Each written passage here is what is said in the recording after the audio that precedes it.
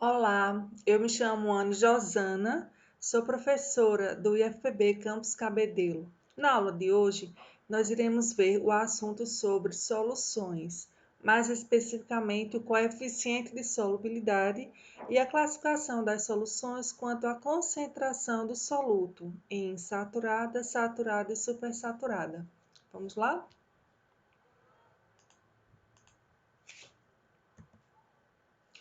Então, quanto à relação soluto e solvente, nós temos que a solução ela pode ser classificada em três tipos, né? Só relembrando que a gente tem solução quando a gente misturar duas ou mais substâncias e obtivermos uma mistura homogênea. Lembrando que toda solução ela é composta por dois componentes, né? Nós temos o soluto, que é o componente em menor quantidade, e o solvente, o componente em maior quantidade. Claro que nós podemos ter soluções formadas por mais de um soluto, por mais de um solvente, né? Exemplo das soluções etanólicas, por exemplo. Então, inicialmente, solução insaturada. Então, eu tenho uma solução insaturada quando ela contém a uma determinada temperatura uma quantidade de soluto inferior ao coeficiente de solubilidade nessa temperatura. Lembrando, o que é coeficiente de solubilidade? Coeficiente de solubilidade é uma propriedade que é característica de cada substância e ela expressa a quantidade máxima que o meu soluto consegue dissolver em uma quantidade padrão de solvente, geralmente a água. E aí essa quantidade padrão de água pode ser 100 gramas, 100 ml, pode ser 1 litro ou 1000 ml, e levando em consideração a temperatura e a pressão, porque a gente sabe que a temperatura ela vai influenciar a solubilidade da substância em aquela determinada quantidade de solvente. Quando eu tenho uma mistura homogênea, uma solução em que o soluto ele é gasoso e o solvente é líquido, a gente sabe que o soluto, quando ele é gasoso, ele vai apresentar uma maior solubilidade quando nós temos temperaturas mais baixas. Quando a gente reduz a temperatura, a gente aumenta a concentração de moléculas gasosas que conseguem se dissolver naquela quantidade de solvente. Se eu estiver trabalhando com soluto líquido ou soluto sólido, eu tenho que as minhas dissoluções, elas podem ser endotérmicas ou dissoluções exotérmicas. As dissoluções endotérmicas, como mostra aqui essa curva de solubilidade para o cloreto de amônio, a gente observa o quê? Que aqui o eixo X é a temperatura e o eixo Y é justamente o coeficiente de solubilidade, quanto da minha substância consegue dissolver para 100 gramas de água. Então, essa substância apresenta uma dissolução endotérmica. Por quê? Porque à medida que a gente vai aumentando a temperatura, a sua solubilidade ela vai aumentando. Já tem outras substâncias que, à medida que a gente aumenta a temperatura, a sua solubilidade reduz, que são aquelas que apresentam uma dissolução exotérmica. Então, para aquelas substâncias que apresentam uma dissolução exotérmica, se eu quiser aumentar a sua solubilidade, eu preciso estar reduzindo a temperatura daquela substância, certo? Então, como eu comentei, solubilidade é uma propriedade característica de cada substância. Então, nesse caso aqui do cloreto de amônio, nós temos aqui nesse gráfico a curva de solubilidade dele e para cada temperatura eu tenho a quantidade máxima que consegue dissolver. Então, por exemplo, aqui para 20 graus Celsius, eu tenho a quantidade máxima do cloreto de amônio que consegue dissolver, 37,2 gramas, isso para 100 gramas de água. Se eu aumentar a temperatura para 40 graus Celsius, a quantidade máxima que vai conseguir dissolver é 45,8 gramas, certo? Se eu, no caso, eu adicionar a quantidade maior que essa daí, que corresponde ao coeficiente de solubilidade, nem tudo mais vai dissolver. E aí vai formar um precipitado, que é o que a gente vai ver no próximo slide. Então, veja, solução insaturada. Solução insaturada, na verdade, é sempre que eu tiver colocado lá na minha solução uma quantidade de soluto pouca. Sempre a quantidade menor que o coeficiente de solubilidade. Então, é aquele que contém a uma determinada temperatura, uma quantidade de soluto inferior ao coeficiente de solubilidade nessa temperatura. Exemplo, uma solução preparada pela dissolução de 20 gramas do cloreto de amônio em 100 gramas de água a 20 graus Celsius em 1 atm. Por que ela é insaturada? Porque a 20 graus Celsius ele conseguiria dissolver no máximo 37,2, mas eu coloquei uma quantidade pequena, 20. Então, ele conseguiu solubilizar tudo e ainda conseguiria dissolver mais. A solução ela será saturada quando ela contém a uma determinada temperatura uma quantidade de soluto dissolvido exatamente igual ao coeficiente de solubilidade nessa temperatura.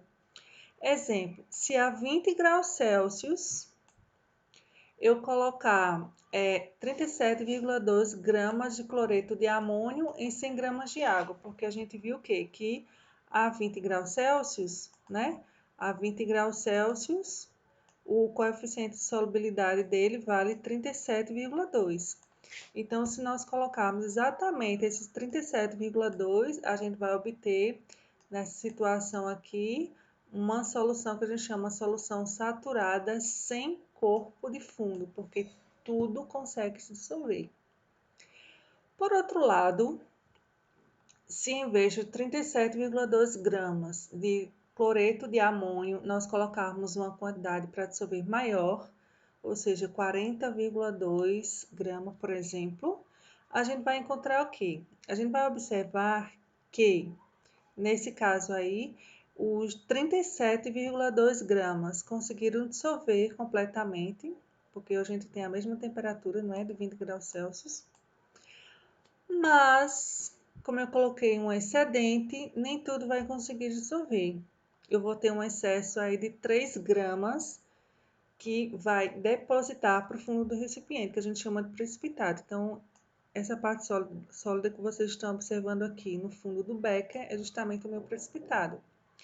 Nesse caso, eu tenho uma solução saturada com um corpo de fundo, certo? Então, a solução saturada é aquela que contém a máxima quantidade que o soluto que o solvente consegue dissolver para aquela determinada temperatura, e ela pode ou não apresentar o precipitado ou corpo de fundo. Já a solução supersaturada, ela vai ser um pouquinho diferente. A solução supersaturada, na verdade, ela não vai apresentar corpo de fundo e ela apresenta uma quantidade dissolvida lá do soluto maior que o coeficiente de solubilidade. Então, é quando contém uma determinada temperatura, uma quantidade de soluto dissolvido superior ao coeficiente de solubilidade da substância nessa temperatura.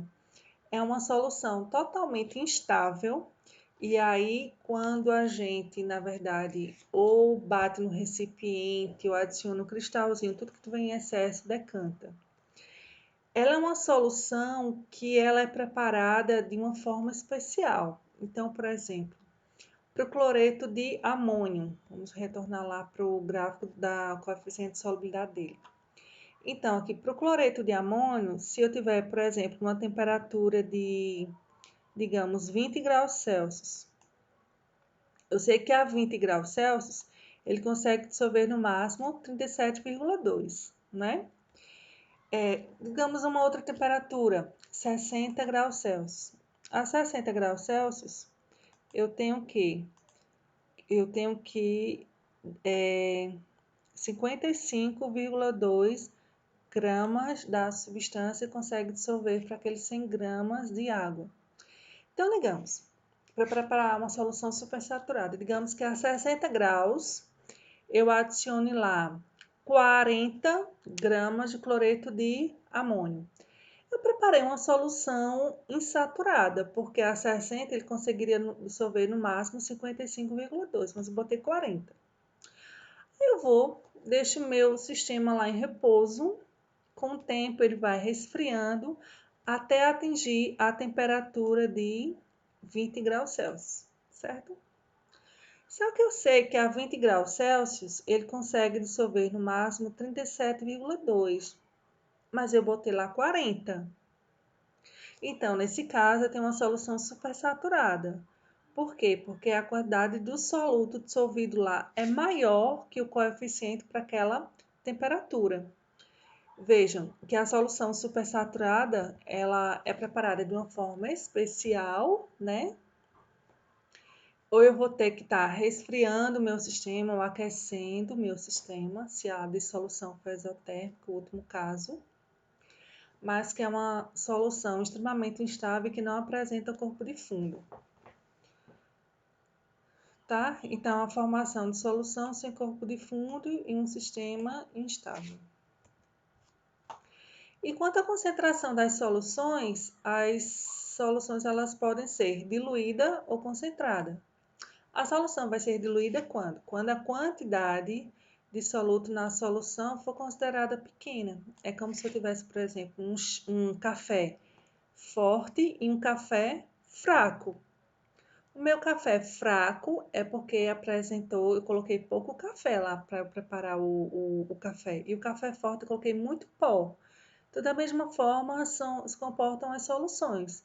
Se eu quiser uma solução se eu tenho uma solução concentrada e quero uma solução diluída, é só acrescentar água, né? Fazer o processo da diluição.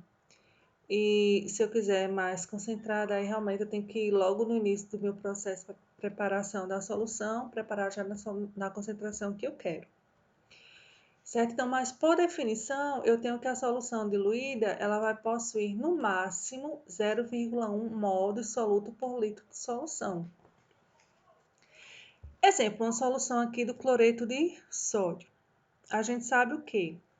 Que 1 mol do cloreto de sódio, quando a gente vai corresponder à massa molar do meu composto, e que se eu for calcular, né, somando a massa aqui do sódio, que é 23, com a do cloro, que é 35,5, eu vou encontrar que a massa molar do cloreto de sódio é 58,5 gramas por mol, que vai corresponder a 1 mol. Mas, para eu ter uma solução diluída, ele não está falando que a quantidade de soluto máxima precisa ser de 0,1 mol. Então, ele fala, né, que toda solução de cloreto de sódio que tiver 5,85 gramas de cloreto de sódio por litro de solução ou menos que isso vai ser considerada solução diluída.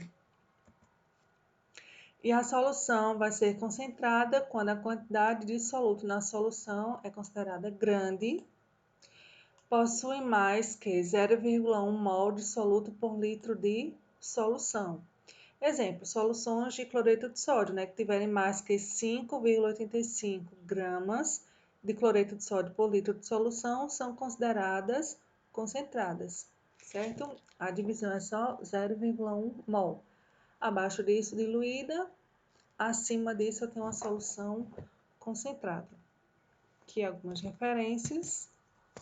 E aí, espero que vocês tenham gostado da aula. Até mais!